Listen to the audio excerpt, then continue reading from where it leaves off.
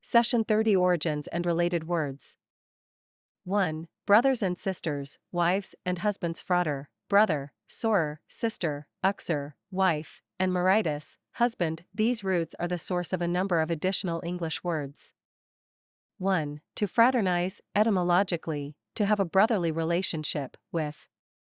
This verb may be used to indicate social intercourse between people, irrespective of sex, as in, members of the faculty often fraternized after school hours.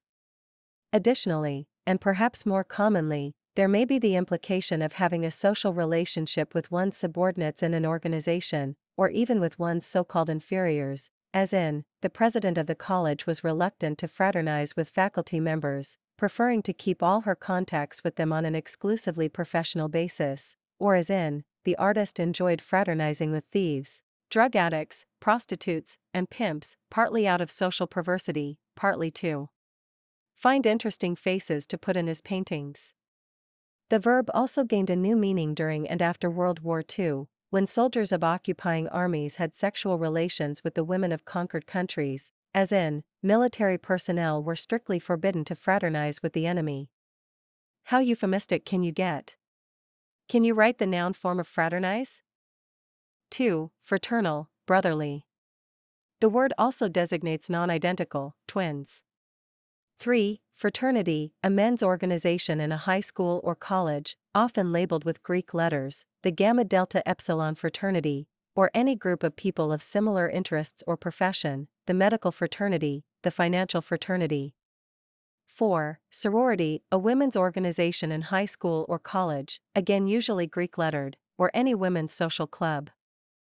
5. Uxorious, an adjective describing a man who excessively, even absurdly, caters to, dotes on, worships, and submits to the most outlandish or outrageous demands of his wife.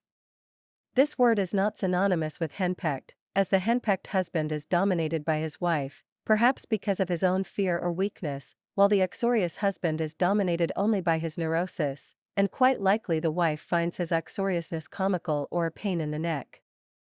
There can, indeed, be too much of a good thing. 6. Uxorial, pertaining to, characteristic of, or befitting, a wife, as uxorial duties, privileges, attitudes, etc. 7. Marital, etymologically, pertaining or referring to, or characteristic of, a husband, but the meaning has changed to include the marriage relationship of both husband and wife. Don't ever let anyone tell you that our language is not sexist, as marital duties, obligations, privileges, arguments, etc. Hence extramarital is literally outside the marriage, as in extramarital affairs, hanky-panky with someone other than one's spouse.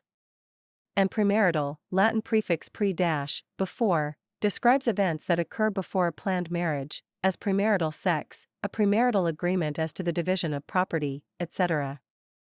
2. Of cabbages and kings, without the cabbage, rex, regus is Latin for king. Tyrannosaurus rex was the king, i.e., the largest, of the dinosaurs, etymologically, king of the tyrant lizards. Dogs are often named rex to fool them into thinking they are kings rather than slaves. And regal is royal, or fit for a king, hence magnificent, stately, imperious, splendid, etc., as in regal bearing or manner, a regal mansion, a regal reception, etc. The noun is regality. Regalia, a plural noun, designated the emblems or insignia or dress of a king, and now refers to any impressively formal clothes, or, more commonly, to the decorations, insignia, or uniform of a rank, position, office, social club, etc. The Shriners were dressed in full regalia, the five-star general appeared in full regalia, etc. 3. Madness of all sorts. The monomaniac develops an abnormal obsession in respect to one particular thing, Greek monos, one, but is otherwise normal. The obsession itself, or the obsessiveness, is monomania, the adjective is monomaniacal. Monomaniacal, like the adjective forms of various other manias, is tricky to pronounce, practice carefully to make sure you can say it correctly without stuttering.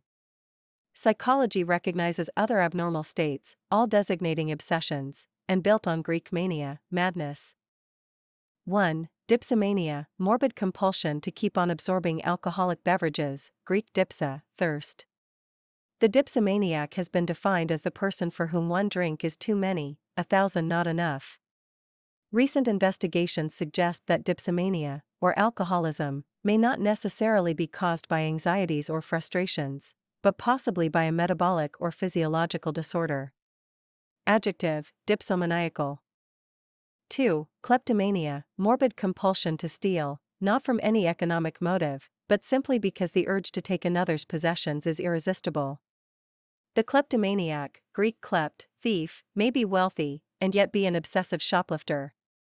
The kleptomaniac, for reasons that psychologists are still arguing about, is more often a female than a male, and may pinch her best friend's valueless trinket, or a cheap ashtray or salt shaker from a restaurant, not because she wants, let alone needs, the article, but because she apparently can't help herself. She gets carried away. When she arrives home, she may toss it in a drawer with other loot, and never look at it again. Can you write and correctly pronounce the adjective? 3. Pyromania, morbid compulsion to set fires. Pyromania should not be confused with incendiarism, which is the malicious and deliberate burning of another's property, and is not a compulsive need to see the flames and enjoy the thrill of the heat and the smoke. Some pyromaniacs join volunteer fire companies, often heroically putting out the very blazes they themselves have set. An incendiary is antisocial, and usually sets fires for revenge. Either of these two dangerous characters is called, colloquially, a firebug. In law, setting fire to another's, or to one's own, property for the purpose of economic gain, such as the collection of the proceeds of an insurance policy, is called arson and is a felony. The pyromaniac sets fire for the thrill, the incendiary for revenge, the arsonist for money. Pyromania is built on Greek pyros, fire, incendiarism on Latin incendo, incensus, to set fire, arson on Latin ardo, arsus, to burn. Can you write and pronounce the adjective form of pyromaniac? 4. Megalomania, morbid delusions of grandeur, power, importance, godliness, etc. Jokes accusing the heads of governments of megalomania are common. Here's an old chestnut from the 40s, Churchill, Roosevelt, and Stalin were talking about their dreams. Churchill, I dreamed last night that God had made me Prime Minister of the whole world. Roosevelt, I dreamed that God had made me President of the whole world. Stalin, how could you gentlemen have such dreams? I didn't dream of offering you those positions. Hitler, Napoleon, and Alexander the Great have been called megalomaniacs. All three certainly had delusions about their invincibility. Can you write and pronounce correctly the adjective derived from megalomaniac? Megalomania is built on Greek megas, great, big, large, plus mania. Can you think of the word for what someone speaks through to make the sound, phone, of his voice greater? 5. Nymphomania, morbid, incessant, uncontrollable, and intense desire, on the part of a female, for sexual intercourse, from Greek nymphe, bride, plus mania.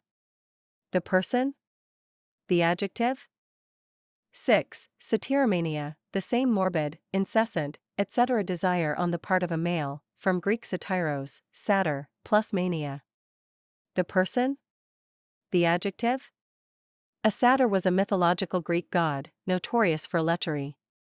He had horns, pointed ears, and the legs of a goat, the rest of him was in human form. Satyromania is also called satyriasis. 4. And now phobias so much for maniacs. There is another side to the coin.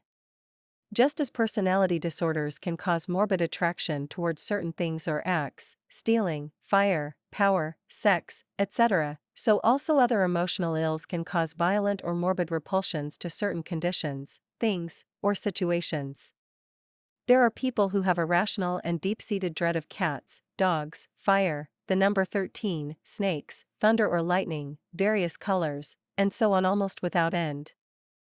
One such morbid dread or fear is called, in the language of psychology, a phobia, and we might pause to investigate the three most common ones.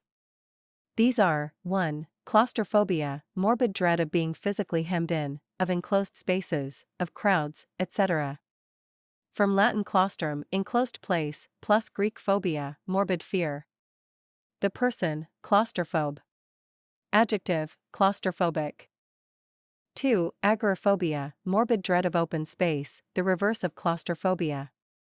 People suffering from agoraphobia prefer to stay shut in their homes as much as possible, and become panic-stricken in such places as open fields, large public buildings, airport terminals, etc. From Greek agora, marketplace, plus phobia. The person?